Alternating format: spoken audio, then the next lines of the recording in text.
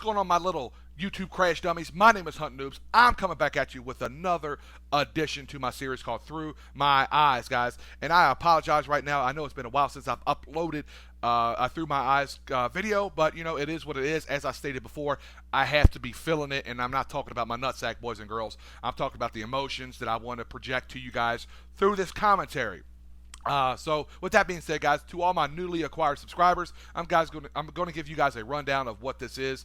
It's basically story time with Hunt Noobs. I give you guys stories that I've been through, just some of the most random fucked up stories that I can remember. I have some other stories as well. I might fit those into a later series or something of that nature.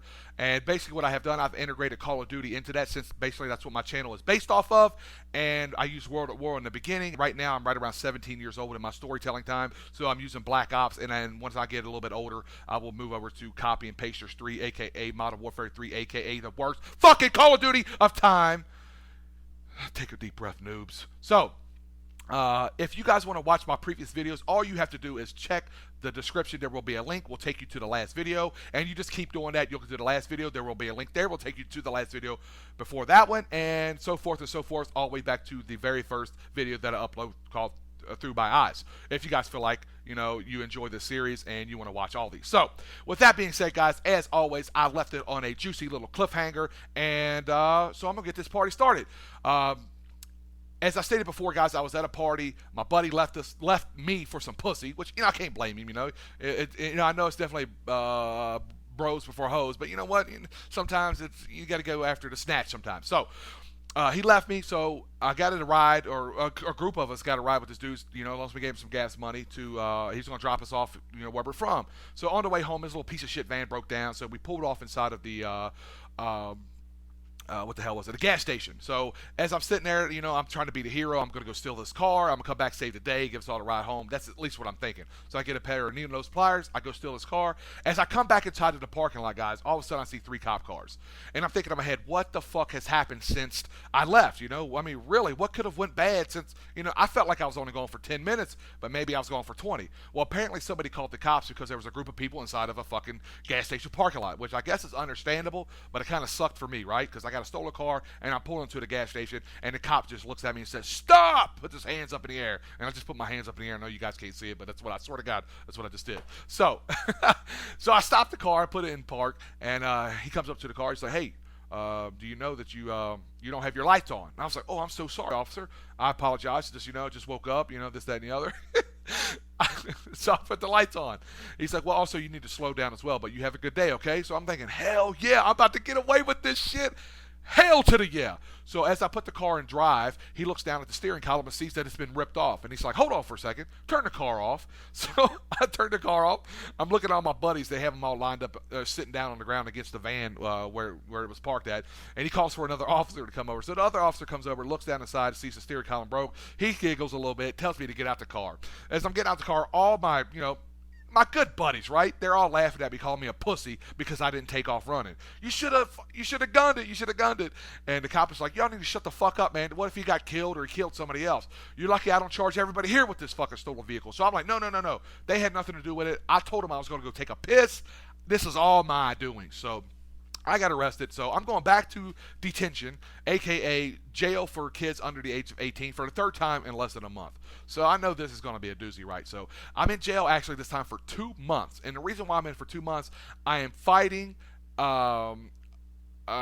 Basically what it was is I was under investigation for a string of house robberies, which I would say is true or not true. Eventually I did cop out to it, so I guess I could say it's true. There could have been more, maybe, I don't know. I'll just leave it at that. So the prosecuting attorney comes up to me and says, "Hey, listen, if you cop out to somebody's houses and you cop out to the stolen car, we'll just charge you as a juvenile, and we won't go after you as an adult, and you just ruin your whole criminal history record, pretty much your whole life, basically." And I was like, hell yeah. You can say I robbed all the fucking houses as long as you don't charge me as an adult, because at the time I was 17. I knew once I turned 18, my juvenile history is over. I pretty much start off with a clean slate. At least that's my understanding. You know, it might be different now, or maybe I just didn't understand the judicial system back then. I don't know. So I cop out to it. I get sent off to this juvenile boot camp, right? Now this place is pretty much ran by all retired military guys from all different branches now. So I walk into this facility. There's 10 of us that come in, and as we're sitting there, one of the guys asked me a question. Hey, where you from? One of the counselors or whatever. And I told him where I was from. He's like, don't yell at me. I was like, I'm thinking in my head, I didn't fucking yell at you, dude. What are you talking about? He's like, I said don't fucking yell at me. And I'm like, holy shit, what is wrong with this dude? He's like, drop and give me some push-ups. So I drop, and I gave him 10 push-ups, and I stand up. He looked at me in the eye and said, did I tell you to get up? And I'm like, what the fuck? So I go back down, and I'm standing in the upright, or I'm in the upright position of the push-up, and he's like, give me 10 more. So I do 10 more push-ups, and it's kicking my ass, people, because I'm like, man, I don't work out. What the fuck, man? So I'm in the upright position. He said, now ask to recover. I was like, can I get up? He said, no. Say permission to recover, sir. So that's what you have to say every time you got trouble. You have to scream it to permission to recover, sir. And they're like, get up. So I got up. We all get in line. We get all our little duffel bag, military duffel bags, and they're full of shampoo and clothes and shit like that. So they get us online and they march us down, and halfway through there they start doing double time. So I'm like, it's a light jog. I got this, right? Well, it's about a fucking mile away, dude. And we're on our way to go get our head shaved. So we all get over to there. We're fucking all out of breath. We get our head shaved, and all of a sudden we become part of a unit. We're called Unit, I like to say 69 because that's a great number, but I think it was 51. Unit 51, I believe. Or Unit 50. One of those two numbers. So, and basically what this was is a self-ran camp. Military camp. You know, we planted our own vegetables. We cut down our own trees. We built our own walls. Built our own houses if there was a house need to be built. You know, we were just self-efficient, I guess. I don't know what the right word would be. But we ran the whole thing. Or should I say a fucking sweatshop is what I want to fucking say. So, I was roughly there for about 3.5, 4 months. Nothing really crazy happened there. You know, just a lot of structure, basically what it was going on, but I never really had in my life. And another good thing I got out of it was I got in really good shape, man. You know, all this ripping and running, I dropped like maybe 20 or 30 pounds, man. I got out. I was in really, really good shape. So I called my dad up, like, hey, man, I'm released. He came and picked me up. I get to the house. My buddies are there waiting on me as soon as I come in the door. What's up, dude? We're high-fiving, hugging and shit. My buddy already had a blunt rolled up, and I'm like, all right, fuck it. I'm free now, goddamn. Let me hit that. So we passed the blunt around, and you know, I'm starting to get high, man. Again, obviously, this is not what you need to be doing, but, you know, like I said, I'm back with the same group of guys again, so obviously the same old fucking bullshit. So I tell my dudes, like, hey, man, go over to your house. I'll meet you over there in about an hour. Let me get a shower. So I go lay down. It's like 8 o'clock at night, and I lay down because I'm so high. I don't wake up till 8 o'clock the next day. Now, a lot of this had to do with not sleeping well the night before because of the anticipation of getting out, and a lot of it had to do with the motherfucking weed, too, because it slowed me all the way down because I haven't been high in almost a year. So I call my buddy up. We get together. You know, they no longer rob houses or steal cars or rob cars anymore. They moved on to the dope game and selling dope and shit like that. So now I've dabbled a little bit in the dope game. You know, sold a few pieces here and there, rocks or whatever, made $20 and got me a little 20 sack or something like that. But never really into it. What I'm about to get into. So I go to my buddies like, hey man, can you front me something? Basically like, hey, give me some dope. I'll give you some money later. Basically is what a front is. He's like, sure, dude, I got you. So he gave me 100 dub. 100 dub is basically $200 worth of coke or crack, but it's only $100, so it's a dub up. So I sell it, make my money, pay him back, so I got $100. So now I buy me 100 dub, and now I make $200, and now I buy me a 200 dub, and I make 400. So you constantly flip your money. Well, within 6 months, I have flipped the shit out of my money. Now I'm like one of the big dogs on the block. But I decided to do something different now. I decided to change the game up. I started selling dope fiend dubs. Instead of selling dope dealer dubs, I want to sell dope fiend dubs because I want to sew the game up. Basically, I want everybody coming to me, and it worked. My friends thought I was fucking crazy, but it worked. Everybody was coming to me. I was making $5,000 to $10,000 a day.